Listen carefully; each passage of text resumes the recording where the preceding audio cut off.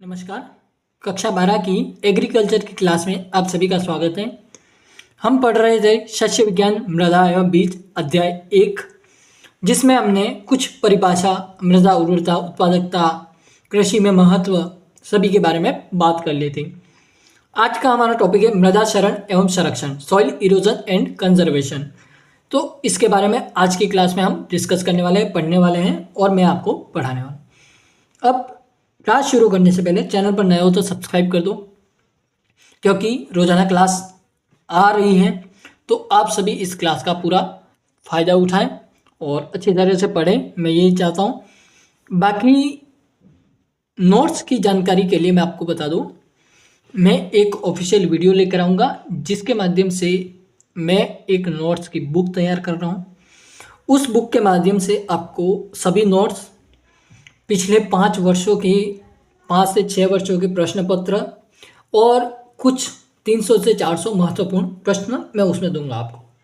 तो बुक अभी बनने के लिए मैंने दे दी है। विद इन 15 और 20 दिन लगभग इतना ही समय लगेगा, तो आ जाएगी। उसके बाद में एक ऑफिशियल वीडियो मैं रिलीज कर दूंगा, ठीक है। बात करते हैं आज के टॉपिक के बारे में। तो मृदा क्षरण एवं संरक्षण, सबसे पहले मृदा क्षरण के बारे में बात करते हैं। सॉइल इरोजन क्या होता है?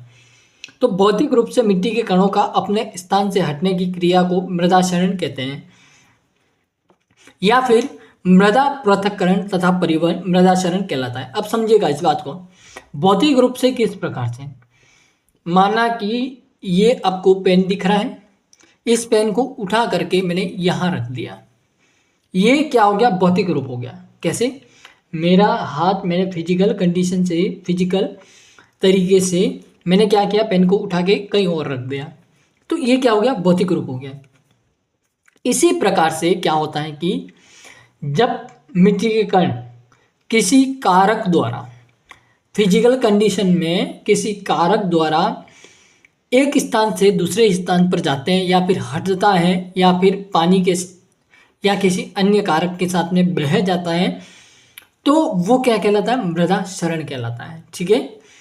या फिर आप इस प्रकार से समझ सकते हैं कि मृदा का पृथक्करण, पृथक्करण यानी कि मृदा का अलग अलग भागों में टूटना, बिखरना, या फिर उसका परिवहन होना, यानी कि एक जगह से दूसरी जगह आवागमन होना, ठीक है। तो क्या कहलाता है? मृदा क्षरण कहलाता है, ठीक है। अगला पॉइंट देखिए, अधिकांश दशाओं में जल परिवहन कारक होता है। जल क्या होता है? परिवहन कारक होता है, क्योंकि यदि मृदा का क्षरण हो सकता है तो नंबर 1 जल द्वारा ही पॉसिबल है। जल के साथ में मृदा क्या करती है? बहकर चली जाती है। लेकिन हवा भी यहाँ कार्य करती है, लेकिन हवा के माध्यम से भी ये परिवहन का कार्य होता है, ठीक है। समझ गए? आगे बात करेंगे, डिटेल से पढ़ेंगे कि जल किस प्रकार से मृदा में परिवहन का कार्य करता है और हवा किस प्रकार से कार्य करती है, ठीक है। अब देखिए अगला पॉइंट, मृदा को विभिन्न क्षरण शक्तियों द्वारा बहने तथा कटने से बचाने की क्रिया को मृदा क्षरण कहते हैं। सबसे पहले ये समझ लीजिए कि मृदा को विभिन्न क्षरण शक्तियाँ, क्षरण शक्तियों में आप, यदि मैं आपको उदाहरण के माध्यम से समझाऊं, तो जब बरसात होती है, तो जब बरसात होती है तो बरसात के पानी के साथ में मृदा का बहना, ये नंबर एक क्षरण शक्ति हो गई, ठीक है। दूसरी शक्ति के बारे में बात करें तो प्राकृतिक आपदा, ठीक है, जो कि आप समझ सकते हैं कि प्राकृतिक आपदा किस प्रकार से आती है, क्या होती है, आप जानते हैं इस सभी के बारे में। तीसरा तरीका हवा द्वारा, तो हवा की शक्तियों के माध्यम से क्या होती है? बहने तथा कटने से बचाने की क्रिया को मृदा क्षरण कहते हैं, ठीक है। Soil erosion and conservation. अब हम बात करेंगे मृदा क्षरण के प्रकार, ठीक है। यहां तक एक बार लिख दीजिए, यहां तक एक बार लिख दीजिए, या फिर स्क्रीनशॉट ले लीजिए, लिख दीजिए या फिर स्क्रीनशॉट ले लीजिए, ठीक है। अब हम बात करते हैं, आगे बढ़ते हैं थोड़ा सा। मृदा क्षरण के प्रकार। प्रकृति में 2 प्रकार से मृदा का क्षरण होता है, एक तो प्राकृतिक होता है और एक त्वरित होता है। त्वरित में क्या होता है, प्राकृतिक में क्या होता है, एक एक करके बात करते हैं। तो वनस्पति से ढकी हुई मृदा के प्राकृतिक रूप से हवा तथा जल द्वारा लगातार धीरे धीरे क्षरण को प्राकृतिक क्षरण कहते हैं। अभी हमने जैसे बात की कि क्षरण प्राकृतिक नेचुरल तरीके से होता है सबसे पहले, और एक मनुष्य द्वारा भी होता है जिसे आप आर्टिफिशियल तरीके से कृत्रिम रूप से समझ सकते हैं। तो जब वनस्पति होती है और उससे ढकी हुई मृदा होती है, उसके बाद में प्राकृतिक रूप से हवा या जल द्वारा क्या होता है कि मृदा जो होती है, सॉइल जो होती है, वो एक स्थान से दूसरे स्थान पर चली जाती हैं। कैसे? धीरे धीरे रूप में, धीरे धीरे पानी के साथ में बहकर चली जाती हैं, या फिर तेज हवा होने के कारण हवा में उड़ती हुई क्या होती हैं, चली जाती हैं। ठीक है, तो इसे प्राकृतिक क्षरण कहते हैं। ठीक है, यह क्षरण मृदा निर्माण तथा मृदा विनाश की क्रियाओं में सदैव साम्य रखता है, यानी कि समान होता है। इसमें कोई विशेष हानि नहीं होती है क्योंकि परिवर्तन में बहुत समय लगता है। इस क्षरण को मनुष्य द्वारा नहीं रोका जा सकता है क्योंकि ये एक तरीके का प्राकृतिक क्षरण होता है। समझ रहे हैं इस बात को? होता क्या है कि जो प्राकृतिक क्षरण होता है उसमें विशेष प्रकार की कोई हानि नहीं होती है क्योंकि हर प्राकृतिक यदि कोई क्षरण होगा तो उसके लिए सबसे पहले मौसम जरूरी होगा। यदि मान लीजिए कोई बरसात का मौसम तैयार हुआ है या फिर अधिक आंधी चल रही है तो उनमें परिवर्तन होने के लिए समय लगता है। तो वो जब परिवर्तन होगा उसके माध्यम से क्षरण होगा, तो इसमें इस प्रकार की विशेष हानि नहीं होती किसमें? प्राकृतिक क्षरण में। ठीक है, तो आगे बढ़ते हैं और लिख दीजिएगा इसको अच्छी तरह से। मैं आपको दिखा रहा हूँ, उस प्रकार से लिख दीजिए, एक बार लिख दीजिए इसको एक बार अच्छी तरह से। अब दूसरा हम बात करते हैं त्वरित क्षरण के बारे में, एक्सीलरेटेड इरोजन। अब इसमें क्या होता है कि जब भूमि की वनस्पतियों को या फिर वनस्पति को पशुओं द्वारा चराकर, खोदकर या जोतकर समाप्त कर दिया जाता है तो भूमि वनस्पति विहीन हो जाती है। ऐसी मिट्टी में पानी व हवा के विघ्न द्वारा, अब ये समझ लीजिए सबसे पहले ये पॉइंट, 2 लाइनें जो लिखी है ये समझ लीजिए कि जब भूमि की वनस्पति जो होती है जिसमें पेड़ पौधे, घास फूस, खरपतवार वगैरह सब हो गए, टोटल मिला के सब आ गए इसमें, तो जब हम उनको हटा देते हैं या फिर उनको पशु द्वारा चराकर, पशु क्या करते हैं घास के रूप में उनको खा लेते हैं, या फिर हम खोद कर उनको हटा दें या जोत कर जुताई करके उनको नष्ट किया जाता है, तो इस रूप में जब वनस्पति वहाँ से, उस जगह से, उस भूमि से हट जाती है तो उस स्थिति में क्या होता है कि मिट्टी जो होती है वो पानी व हवा के तेज प्रवाह के कारण क्या करती है, एक स्थान से दूसरे स्थान पर चली जाती है, जो कि त्वरित क्षरण, एक्सीलरेटर इरोजन कहलाता है। ठीक है, कॉन्सेप्ट क्लियर होगा, समझ में आ गई बात? तो अलग होने की गति की मृदा निर्माण से कहीं ज़्यादा होती है। इस प्रकार के क्षरण या मृदा क्षरण को त्वरित क्षरण कहते हैं। लिख दीजिए पूरा, एक बार लिख दीजिए पूरा।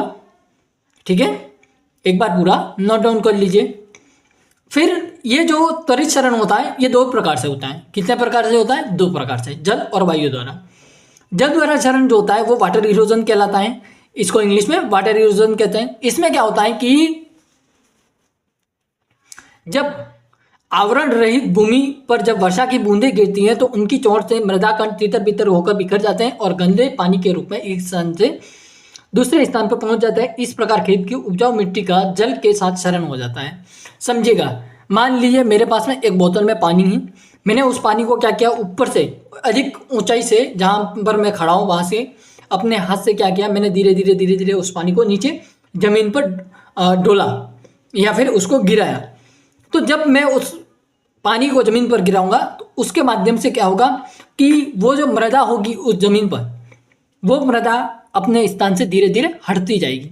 इसी प्रकार से जब तेज रूप में वर्षा की बूंदें गिरती हैं तो उनकी जो चोट लगती है उसके माध्यम से मृदा के कण जो होते हैं वो तितर बितर हो जाते हैं। तितर बितर यानी कि अलग अलग रूप में बिखर जाते हैं और गंदे पानी के रूप में एक स्थान से दूसरे स्थान पर पानी के साथ में पहुंच जाते हैं। इस प्रकार से खेत की उपजाऊ मिट्टी का जल के साथ में क्षरण होता है, वो जल द्वारा क्षरण कहलाता है। जल द्वारा क्षरण आगे समझते हैं, थोड़ा सा लिखिए इसको, एक बार लिख दीजिए, एक बार इसको नोट कर लीजिए। अब देखिए आगे बढ़ते हैं। जल द्वारा क्षरण में एक पॉइंट और नोट कीजिएगा, जल द्वारा मृदा के कटने व बहने की क्रिया को जलीय क्षरण कहते हैं या कहा जाता है। ठीक है, जल द्वारा मृदा क्षरण निम्न प्रकार से होता है। अब इसमें भी कुछ प्रकार हैं, जैसे बौछार क्षरण हो गया, परत क्षरण हो गया, फिर रील क्षरण आता है, अवनालिका क्षरण आता है। तो इस प्रकार से कुछ क्षरण है, इनके बारे में एक एक करके बात करते हैं। नंबर 1 बौछार क्षरण की बात करते हैं, जिसे स्प्लैश इरोजन कहते हैं। ठीक है, यह मृदा क्षरण की प्रारंभिक अवस्था है। जब वर्षा की बूंदें जमीन पर गिरती हैं तो ये मृदा के कणों को मूल स्थान से छिन्न भिन्न करके इस भूमि की जल प्रवेश क्षमता भी कम हो जाती है। इससे क्या होता है, भूमि की जो जल होता है वो भूमि में जब प्रवेश करता है, भूमि उसको मृदा उसको सौंपती है, उसमें प्रवेश कराती है, तो वो भी कम हो जाता है। यह क्षरण वर्षा की बूंदों के आकार और गहनता से प्रभावित होता है। समझिएगा, जब वर्षा गिरेगी, बौछार होगी, तो पानी के बौछार के कारण जब बूंदें जमीन पर गिरेगी तो उसके साथ में मिट्टी के कण भी मूल स्थान से छिन्न भिन्न होकर अलग अलग स्थान पर पहुंच जाएंगे। और इससे क्या होगा कि जो मृदा होगी उसमें जल की प्रवेश क्षमता भी कम हो जाती है। और ये क्षरण वर्षा की बूंदों के, या तो वर्षा की बूंदों का जो आकार होगा वो बड़ा होगा, या फिर वर्षा की जो गति है वो तेज होगी, उसे गहनता कहते हैं। तो ये उससे भी क्या होगा, प्रभावित होगा। ठीक है, दूसरा तरीका है परत क्षरण, शीट इरोजन कहते हैं। नीचे देखिए इसको। तो बूंदों द्वारा कणों के बिखरने के पश्चात वर्षा का जल पूर्ण सतह पर मिट्टी की पतली परत को अपने साथ बाहर ले जाता है। इस प्रकार की खेती की उपजाऊ मृदा की ऊपरी परत समान रूप से खेत से बह जाती है। इसको परत क्षरण कहते हैं। यह क्षरण आंखों से तो दिखाई नहीं देता, लेकिन होता बहुत हानिकारक है। समझिएगा इस बात को, पूरा कॉन्सेप्ट को आराम से समझिए। क्या होता है कि जब पानी गिरता है तो पानी के साथ में जब जो भूमि की ऊपरी परत है, सबसे महत्वपूर्ण परत जो होती है वो ऊपरी परत होती है। तो वो जो ऊपरी परत होती है वो वर्षा के पानी के साथ में बह जाती है, और जब वो बहती है तो मृदा की उपजाऊ क्षमता कम हो जाती है। क्यों हो जाती है? क्योंकि उसके साथ में पोषक तत्व भी बहकर चले जाते हैं। तो इस प्रकार का जो क्षरण होता है इसको परत क्षरण कहते हैं। इसको हम आंखों के द्वारा नहीं देख सकते हैं, लेकिन होता बहुत ये हानिकारक है। ठीक है, आगे बढ़ते हैं। अगला देखिए, रील क्षरण। रील क्षरण में क्या होता है कि परत क्षरण समतल भूमि में होता है, लेकिन पूरा खेत बिल्कुल समतल होता है। समतल तो होता नहीं है, उसमें कहीं ना कहीं डाल जरूर होता है। जब पानी डाल की ओर बहने लगता है तो खेत में छोटी छोटी नालियां बन जाती हैं। ये नालियां धीरे धीरे चौड़ी होने लगती है। हालांकि ये नालियां जुताई के समय समाप्त हो जाती हैं, परंतु नर्म व तुरंत जोते गए खेत में यह क्षरण ज़्यादा होता है। ढलान वाली व खाली भूमि में भी यह क्षरण ज़्यादा होता है। समझिएगा, मान लीजिए मेरे पास में कोई खेत है, मैंने उसमें क्या है कि मेरे जो खेत है, मेरे खेत में क्या है कि कहीं कहीं ऐसे स्थान है जहाँ पर ढलान रूप भी है, एक ढलान वाला भाग भी है। तो जब ढलान वाला भाग होगा तो ढलान वाले भाग में पानी जाने के कारण क्या होती है, नालियाँ बह जाती हैं। और जब पानी का प्रवाह तेज होगा तो वो नालियाँ धीरे धीरे क्या होती जाएगी, चौड़ी होती जाएगी। जब वो नालियाँ चौड़ी होगी तो उनके साथ में भी तो मृदा बहकर जाएगी। तो जब ये मृदा बहकर जाएगी तो उससे इरोजन या फिर क्षरण होगा, मृदा क्षरण होगा। तो उसके बाद में जब जुताई के समय, जब हम उसमें खेत में हल चलाते हैं, जुताई करते हैं, उस समय तो ये समाप्त हो जाती है। लेकिन एक ऐसी स्थिति आती है जब हमने जुताई कर दी तो मृदा क्या हो जाती है, भुरभुरी हो जाती है। भुरभुरी यानी कि ऊपर की तरफ बिल्कुल नरम और एकदम एक जैसी हो जाती है, नरम या एक जैसी हो जाती है, जिसके कारण मृदा जो कटने का जो बहाव होता है वो बढ़ जाता है। मृदा को आसानी से पानी बहाकर ले जा सकता है। तो वो इस प्रकार का जब क्षरण होता है तो ये सबसे पहले तो ढलान वाली और खाली भूमियों में ये क्षरण ज़्यादा होता है, और इस प्रकार के क्षरण को रील क्षरण कहते हैं। ठीक है, आगे बढ़ते हैं।